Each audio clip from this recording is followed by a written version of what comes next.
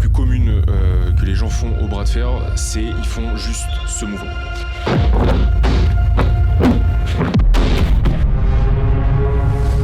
Je dirais que le bras de fer, c'est l'activité qui est la plus populaire avec le football. Je pense que tout le monde a déjà fait un bras de fer dans sa vie, mais personne ne connaît le sport. C'est le mélange entre les sports de force, les sports de combat, un aspect technique et stratégique qui est très intéressant aussi. Et il y a un côté, on va dire, renforcement musculaire, avec beaucoup plus de musculation, de renforcement, inclus dans les entraînements en fait. Des pieds jusqu'à la tête, j'ai envie de te dire, tout fonctionne. Ça a les a priori de dire qu'il faut faire de la force, mais c'est pas que de la force. C'est un sport de partage parce que nécessairement pour le pratiquer, on tient la main d'un adversaire, mais c'est autant un adversaire qu'un compagnon de pratique. C'est ouvert à tous.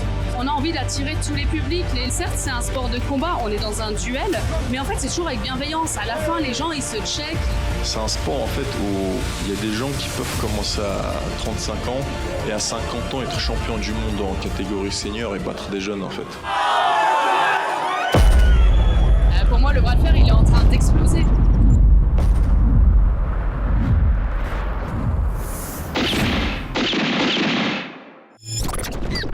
Bonjour à toutes et à tous, le sport qu'on vous présente aujourd'hui souffre de pas mal de stéréotypes. Il est souvent considéré comme l'apanage des piliers de bar qui mesurent leur taux de testostérone lors de soirées bien arrosées.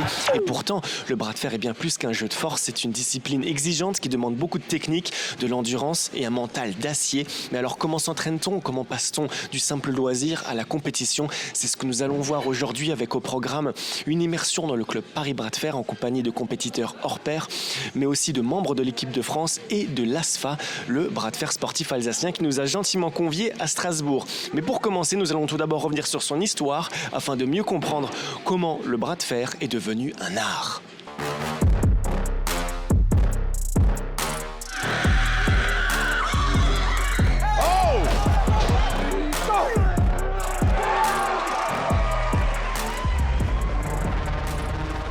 Get ready? Go! À la fin des années 80, le film Over the Top avec Sylvester Stallone a pour ainsi dire porté à bout de biceps une discipline bien veineuse. Au-delà de son succès commercial, la médiatisation a porté ses fruits dans ce long métrage resté dans les mémoires 40 ans plus tard. Depuis, la pratique a fait du chemin dans les quatre coins du globe et même si l'acte de tirer sur le bras de son adversaire remonte à l'Antiquité, voire presque à la nuit des temps, il est difficile de quantifier exactement la date de son commencement. Mais ce qu'on peut facilement affirmer, c'est que le sport en lui-même est relativement récent. Bien qu'étant une activité millénaire, la discipline s'est officialisée il y a peu sur l'échelle du temps. En effet, c'est aux États-Unis qu'elle aurait trouvé sa source pour être codifiée, organisée dans les 60s, pour finalement s'officialiser dans les années 70.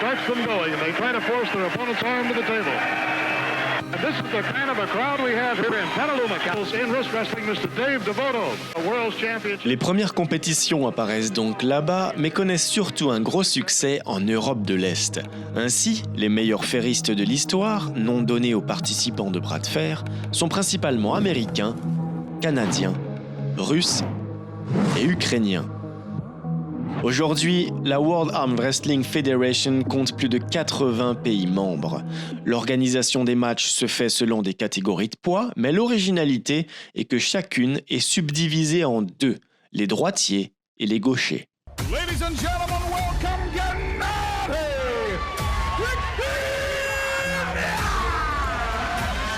Au fil du temps, des fédérations nationales et internationales voient le jour, des règles standardisées ainsi que des compétitions de haut niveau. Les combats ne durent souvent pas plus de quelques secondes et lors des championnats du monde, le perdant est reversé en repêchage tandis qu'une deuxième défaite est éliminatoire. Les combats sont classés selon les catégories de poids qui vont de moins 55 kg chez les légers aux plus de 85 kg que sont les super lourds. Au passage, la montagne de muscles que vous voyez juste ici, c'est tout simplement le numéro 1 mondial main droite. Il s'appelle Levan Saginashvili et son surnom n'est pas difficile à trouver.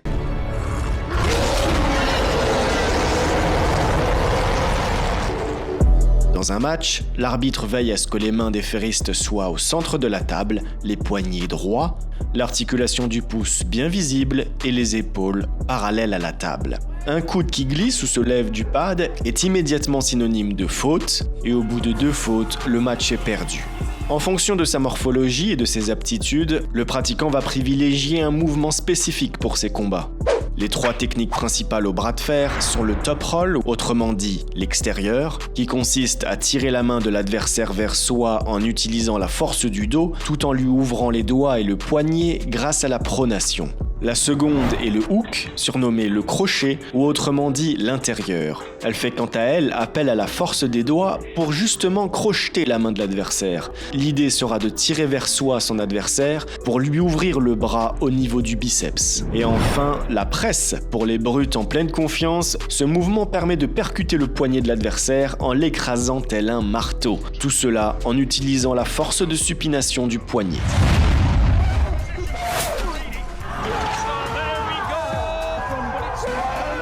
Le débutant aura tendance à forcer comme une bête de somme, le meilleur moyen de se faire mal.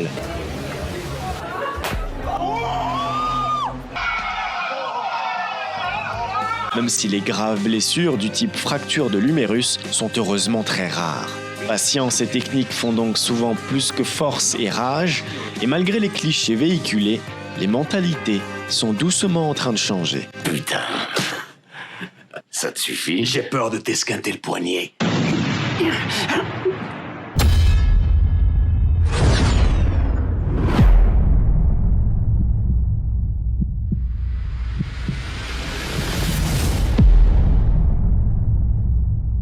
Au niveau de la pratique, c'est un sport d'affrontement, c'est comme de la lutte en fait, c'est de la lutte. Le bras, effectivement, c'est la partie du corps qui va travailler plus, mais tout le corps a été mis en action. Le bras de fer, ça se fait debout, il y aura des images. C'est très technique, ça demande énormément d'années d'apprentissage, bien plus technique que certains autres sports. Voilà, c'est vraiment entre la croisée entre un sport de force et un sport de combat. Ouais, donc la première chose qu'on explique à un débutant, c'est comment se placer en fait simplement. Comment s'échauffer, comment se placer, faire du bras de fer que sur du matériel homologué. Voilà, on va dire que c'est le réflexe de base. L'objectif, c'est d'avoir des sparring, de pouvoir travailler correctement, que ce soit sur la technique, sur le renforcement également musculaire, travailler des axes sur lesquels on n'est pas forcément fort, travailler les axes faibles également, les axes forts, les départs, faire un peu un travail intelligent, sans être fatigué à la fin de l'entraînement, parce que l'objectif, c'est qu'ensuite, la semaine d'après, on puisse s'entraîner sans avoir forcément de douleur.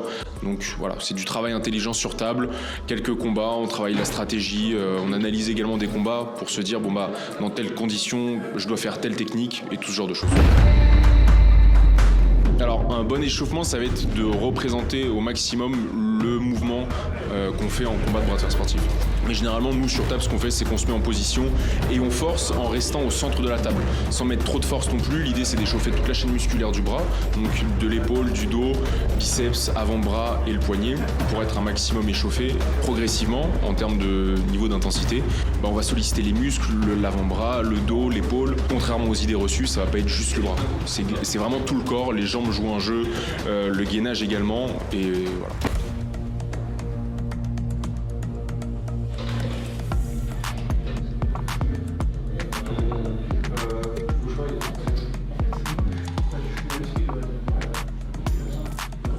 Pour faire du bras de fer, il est très important d'avoir les bons mouvements et les bonnes gestuelles. Pour être performant, il ne faut pas avoir peur de la douleur. C'est la maîtrise de la douleur. En l'entraînement, je fais très peu de sparring. Je prends surtout des cordes et des élastiques. Je pars pour beaucoup de répétitions en contrôlant bien la descente, la montée, pour venir susciter le plus de difficultés possible. C'est-à-dire qu'on développe des connexions, c'est ça qui fait qu'on est beaucoup plus coordonné et qu'au final on devient beaucoup plus efficace parce que notre capital musculaire, on l'utilise un maximum en fait, tout simplement. Souvent l'erreur des novices, c'est l'erreur des gens qui font le bras de fer en comptoir ou sur les bancs de l'école, c'est-à-dire qu'ils font un bras de fer que nous on n'appelle pas sportif, un bras de fer loisir.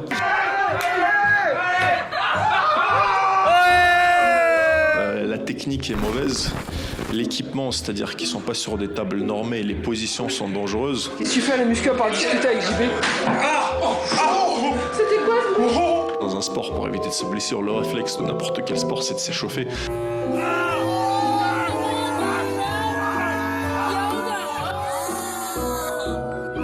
bizarrement, on sait tout ça pour n'importe quel sport, on a un réflexe, on s'échauffe, mais dès qu'il s'agit du bras de fer, on vient comme ça, on commence comme si on avait pris un stylo pour écrire en fait.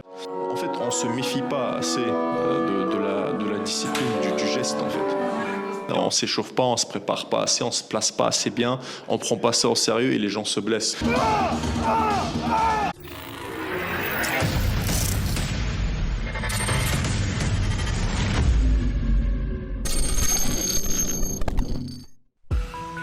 Alors en termes de niveau, on commence à vraiment énormément évoluer. C'est vrai que la première équipe de France qui a été envoyée au championnat du monde, c'était en 2019, donc ça reste quand même assez récent. Et déjà en 2019, on a eu un top 10 monde de l'équipe de France. Et plus les années ont passé, en fait, plus il y a eu des personnes qui sont rentrées dans le top 10 et qui ont fait de gros combats contre des athlètes mondialement connus. Le bras de fer est un sport depuis 2019, donc reconnu par le ministère des Sports. Donc à partir de 2019, on a eu l'agrément et la délégation ministérielle. Et ce sport-là devient un sport à part entière en France et on a le droit de délivrer des titres de champion de France et de représenter son pays de manière officielle.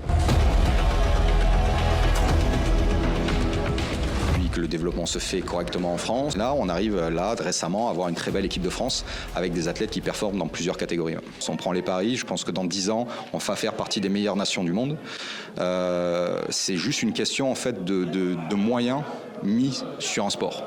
Pour ça que les Ukrainiens, les Russes, les Géorgiens sont en général plus forts, parce que culturellement, ils aiment les sports de force, et en plus, dans ces pays-là aussi, on aime en général les sports de force, d'affrontement.